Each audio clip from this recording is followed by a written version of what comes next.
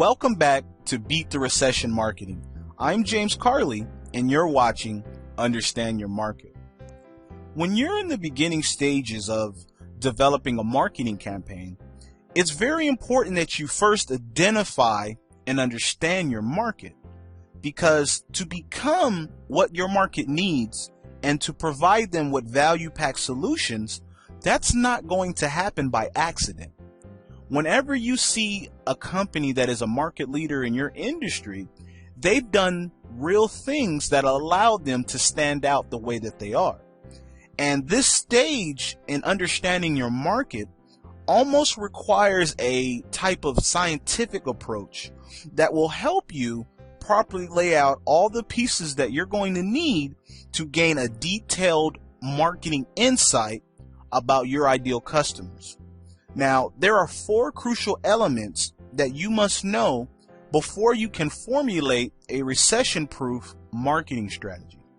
The first element is you must know who your ideal customers are. Who's your target audience? The second element is you must know your competition's activity. What have they been doing in the marketplace that allowed them to become that visible? The third element is you must know your customers' needs, because your product or your service must be designed to solve whatever problem, frustration they are having. The fourth element is knowing what's your main objective of starting that campaign. Now, the simple way to explain that is a lot of times I see entrepreneurs that will start a marketing campaign and they're trying to do too many things at once. They're trying to get brand awareness and sales at the same time. Now, you can do that, but ideally what you want to do is focus each campaign on one objective. So if you're starting a new campaign that's going to focus on, online marketing, focus that campaign on branding, and then start another campaign that's going to focus on selling your products or your services. Now, the trick is you can set up multiple campaigns at the same time, which is what is called multi-channel marketing. But ideally, you want to make sure that you only focus on one objective per campaign. But the main dilemma that business owners and entrepreneurs face is knowing the first element, knowing who exactly is your ideal customer. Now, let me ask you, do you know who your ideal customers are? Now, before you answer that question, let's look at what it means to know your ideal customer. Do you know what their needs are? Do you know how old they are? Do you know their likes and their interests? Do you know what pain or frustrations they have in looking for your product or your service? Do you know the types of content or the type of media they like to consume when they're engaging in your market? If you don't know this information, and this is where we all have to be honest, if you don't know this information, then how will you know what to sell and who to sell it to?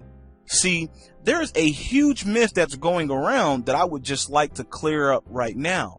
And this myth states that everyone is your customer. And this simply is just not the case. Marketing is about getting your targeted message in front of targeted consumers. Now, let me say that again. Marketing is about getting your targeted message in front of targeted consumers. Nothing more and nothing less. But your message must not only speak their language, it must be targeted to the right ideal customer. Now, let me give you a good example of this. Let's say, for example, my ideal customer of my product or service is a 30-year-old woman who has, let's say, 3 kids. And she wants a reliable car for her family because she has this 2-door car. And you know what? It just makes things hard for her to get around with all the kids and, work, groceries, and everything else. And she just have outgrown that car and she needs more space. In her process of looking for a new car, she comes in contact with my marketing materials. But my marketing message that is in those materials that she has is automatically trying to sell her a 2-door sports car. Now, obviously from the beginning, she's not even going to be interested because it doesn't match her needs and her wants, right? But imagine if I already knew that she wanted a 4-door car for her family. It would be an instant attraction and connection, all because I tailored my marketing conversation or my marketing message for that ideal customer's needs. Now, the main objective in this scenario would be to sell the car, but not any car, the one that the customer needs. And how did I know what her needs were? Because beforehand, I did my homework, which allowed me to put together the pieces of who she is, what possible questions that she had on her mind, and any other possible interests that she may have. Now, what I just described to you is what's called relationship marketing. Remember how we were discussing earlier how the landscape where businesses and consumers meet on has changed, right? It's become more social. And this is the reason why your marketing must be more about the relationship, because everything has evolved. Now, this is not a bad thing because we all know magic happens when we actually put the customer first. The reason we want to do that is not only because we want to provide stellar customer service, it's also because of a thing that's called the buying process.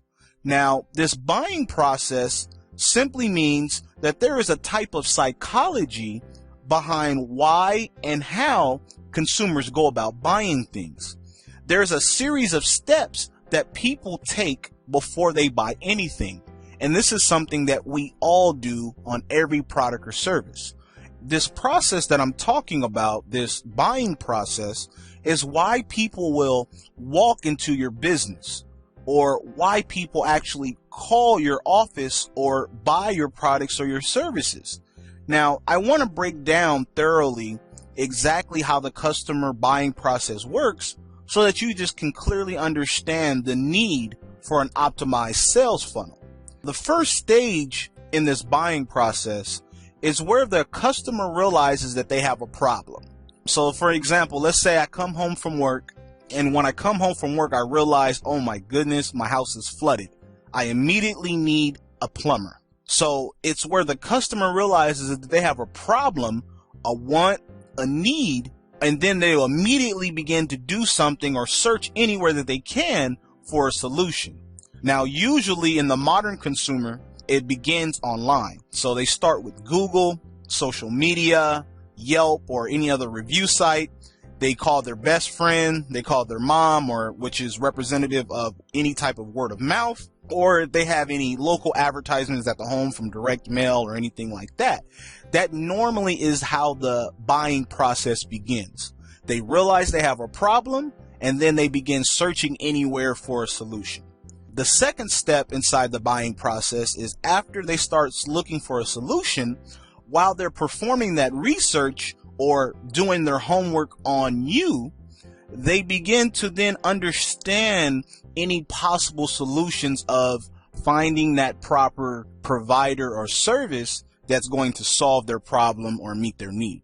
Next, after they begin to immediately realize that they have a problem and start to do their research, they then begin to decide as they're doing their research what their options are. So what companies are out there that have, the best prices or offer the best quality, and pretty much that any company that's meeting their own personal criteria. We all have our must-haves, right? So they're looking for those companies that will meet their personal must-haves, which is normally in this social economy that we live in, a good reputation online, a good online presence, good reviews, things of that nature. Now, the fourth and final step in this buying process, after they've gone through stages 1 through 3, they realize they had a problem. Now they search for a solution. They understand now their options and possible solutions that they have in the marketplace. They found a company that actually meets all of their criteria and their must-haves. Now they're ready to buy. And all that's left is they're looking for the details, which are things like free trials, discounts, coupons, demos, anything like that that makes it easy for you to seal the deal. Now, I really want you to check out how powerful this buying process is. Because once you fully understand and you know who your ideal customers are, you can identify the steps that they are taking to go buy your products and your services. And this is absolutely pure gold, this information, because you're no longer marketing to the whole world. You've actually pinpointed it down to a targeted ideal person, which makes it easier for your consumers to relate to you because they feel like you're actually talking to them. This is something that the big companies as well as your competition use to help make them an industry leader. Now, you can use the same information and have the same asset that they have if you apply it to your business, because using this information will enable you to create your own custom sales funnel that will greet your prospects in a very systematic way during every stage in the buying process. And that's what it's all about. Meeting them from the beginning of the sales process, which is called the front end, all the way to the end of the sales process, which is called the back end. You must have a system in place that is going to capture, engage, and convert your prospects into customers. Well, all right, everyone, I want to congratulate you on a great job. I know that this was some meaty information, and I am extremely proud of you for making it through. Now that we understand why having a plan is essential for success, next we're going to dive into how to identify your market's needs. I look forward to seeing you in the next video.